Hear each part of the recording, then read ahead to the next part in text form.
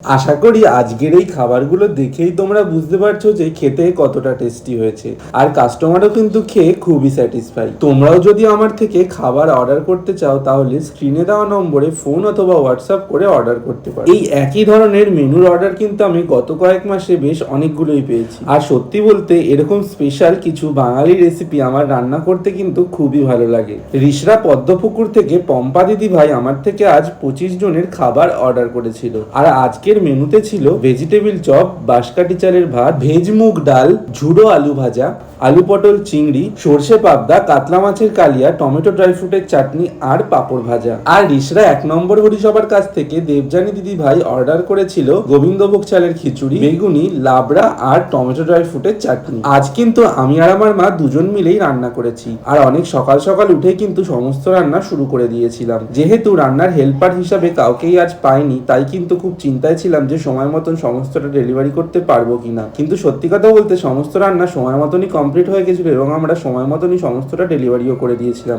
আর আজকের এই সমস্ত রেসিপিগুলোর মধ্যে তোমরা কোন কোন রান্নার রেসিপিটা জানতে চাও অবশ্যই কমেন্ট করে জানাও। আমি কিন্তু তাহলে আগামী দিনে সেই সমস্ত রান্নার রেসিপি তোমাদের সঙ্গে শেয়ার করব। ভিডিওটা ভালো লেগে থাকলে লাইক, কমেন্ট এবং শেয়ার করে দিও। অবশ্যই আমার চ্যানেলটাকে সাবস্ক্রাইব করে দিও। আর যদি ভিডিওটা ফেসবুক কিংবা ইনস্টা থেকে দেখে থাকো তাহলে কিন্তু অবশ্যই আমাকে ফলো করে দিও। আর এই সমস্ত খাবারগুলোর মধ্যে কোনটা তোমাদের ফেভারিট সেটাও কিন্তু কমেন্ট করে জানাতে ভুলো না। আজকের মতন টাটা, আবার দেখা হবে নেক্সট একটা ভিডিওতে।